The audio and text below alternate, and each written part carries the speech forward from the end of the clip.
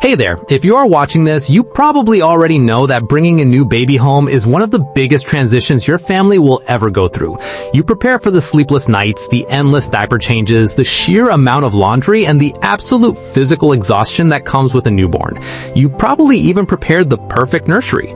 But what often catches us completely off guard is the intense reaction of our older child. You might find yourself feeling incredibly torn and overwhelmed, experiencing a deep sense of parental guilt because you cannot simply clone yourself to be in two places at once. You want to give your newborn everything they need, but you also desperately miss the easy, undivided connection you used to have with your firstborn.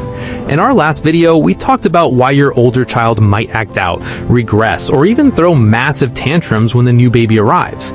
We learned that what looks like bad behavior is actually a neurological panic response. It is a deep, primal fear that they are losing your love and their secure place in the family. We discussed how their little brains are flooded with cortisol, the stress hormone, pushing them into a state of fight or flight. But let's say you've been doing the work. You've been patient, you've validated their feelings, you've helped them feel secure again. What comes next? How do you move past just surviving the day to actually thriving as a family?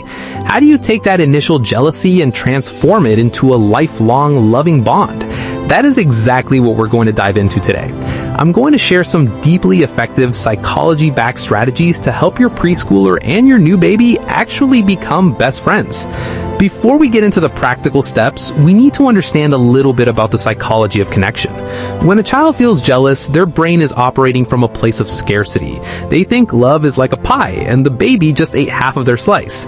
Our goal is to shift their brain from a state of scarcity to a state of abundance. We want to replace that stress-inducing cortisol with oxytocin, which is often called the love hormone or the bonding hormone.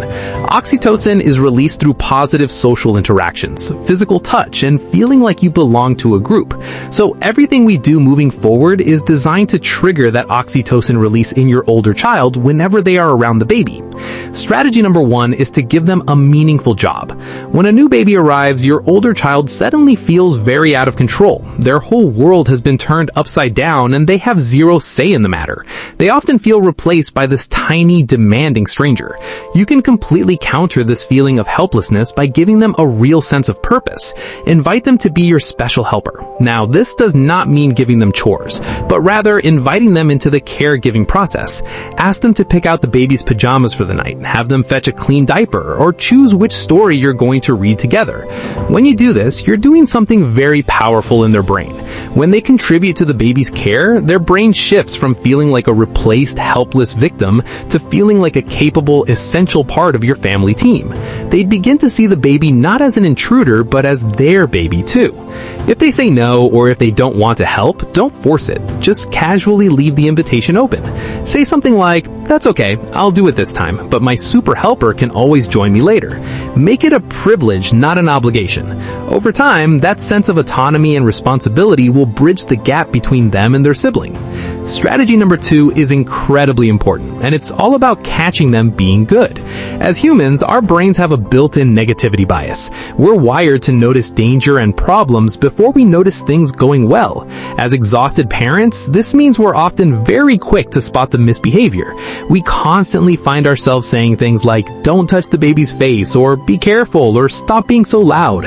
While we're just trying to protect the newborn, to the older child, this constant correction builds a wall of hidden resentment.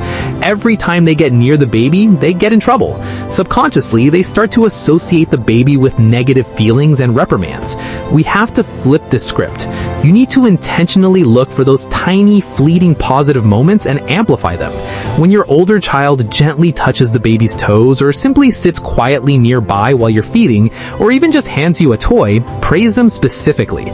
Don't just say, "Good job." Tell them exactly what you see. Tell them, "Wow, look how gentle you are being with your sister's feet. She loves it when you do that." Or say, "I noticed how quietly you are playing while the baby sleeps. You're such a considerate big brother." Positive reinforcement builds their identity. When you repeatedly tell them they're a kind, loving older sibling, they will start to believe it, and more importantly, they will start to act like it. Aim for 5 positive interactions for every 1 correction. It'll completely change the energy in your home. Strategy number 3 is to become the baby's translator. Here's the thing about babies. To a toddler or preschooler, a newborn is basically just a noisy, boring blob. They don't do anything fun, they take up all of mom and dad's time, and they cry a lot. Young children haven't fully developed theory of mind yet, which means they struggle to understand that other people have their own thoughts and feelings. You have to bridge that cognitive gap by speaking for the baby in a way that builds a connection. If the baby happens to smile or coo when the older sibling walks into the room, say it out loud. Make it a big deal. Say, "Oh wow, look at his smile. He's so happy to see his big brother. He was waiting for you all morning." If the baby is crying, instead of just looking stressed, you might say to your older child, "Oh, the baby is crying because she's hungry. She doesn't know how to use a spoon like a big, smart girl like you yet." Being a baby is hard, isn't it? If the newborn is staring blankly at the ceiling, point it out to your older child. Say, "Look, the baby is looking around at the lights. She's trying to learn about her new house, just like you learn things at preschool." This makes the baby feel less like an alien and more like a little human trying to figure things out. By narrating the baby's inner world, you're doing two things. First, you're helping your older child develop empathy. Second, you're planting the seed that the baby absolutely admires them. When an older sibling feels like the baby looks up to them, their protective instincts kick in. Strategy number 4 is to create shared moments of joy, not just caregiving. Yes, changing diapers and feeding are important, but you also want them to associate the baby with fun. Lay a blanket on the floor and have both kids on their backs looking at a mobile. Read a funny book and use silly voices that make the older child laugh while the baby just listens. Put on some music and have a living room dance party where you hold the baby and the older child dances around you. When they share laughter and joy in the same physical space, their brains sync up. They're both experiencing a rush of happy chemicals at the exact same time. These shared experiences become the foundational bricks of their lifelong friendship. Strategy number 5 is knowing how to handle the inevitable setbacks. Even with all these positive strategies in place, there will be moments when your older child acts out towards the baby. They might snatch a toy away or try to push them or suddenly demand to be treated like a baby themselves. When this happens, our immediate parental instinct is to scold, to punish, or to isolate the older child. But remember, a dysregulated child cannot learn. If you yell, you're only validating their fear that the baby is good and they're bad. Instead, focus on connection before correction. Separate them to ensure safety, of course, but do so calmly. Say something like, "I can't let you hit the baby. Hands are not for hitting. I can see you're feeling very frustrated right now. Let's take a deep breath together." By setting a firm boundary while still offering emotional support, you teach them that it's okay to have big, complicated feelings about their sibling, but it's not okay to act aggressively. It's crucial that they know your love is unconditional, even when their behavior is less than perfect. You want them to be your safe harbor in the middle of their emotional storm. Finally, remember that the foundation of a good sibling relationship is still the individual connection they have with you. Even as you are doing all these things to bond them together, don't forget the 10-minute rule we talked about before. Dedicate 10 minutes of pure, uninterrupted one-on-one time with your older child, every single day. No phones, no baby, just you and them. When their emotional cup is full, they have so much more love and patience to pour out onto their new sibling. A child who feels deeply loved and secure has no reason to be jealous. Building a strong, unbreakable sibling bond doesn't happen overnight. It's a marathon, not a sprint. There will still be days of jealousy, there will be arguments over toys in the future, and there will be moments where you feel like you're doing everything wrong. That's completely normal. It requires patience, consistency, and a lot of grace for your children and for yourself.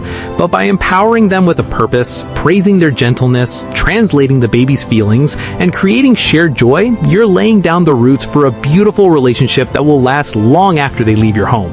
You're giving them the gift of a lifelong best friend. If you found these strategies helpful and you want to keep learning about how our minds work, we would absolutely love for you to join our community. Hit that subscribe button and stick around. We're on this journey of decoding human behavior together, trying to be the best parents and humans we can be, and we're so glad you're here with us. Leave a comment below telling us the sweetest or funniest moment you've witnessed between your kids, or even a memory with your own sibling growing up. We read every single one, and I can't wait to see you in the next video. Take care until then.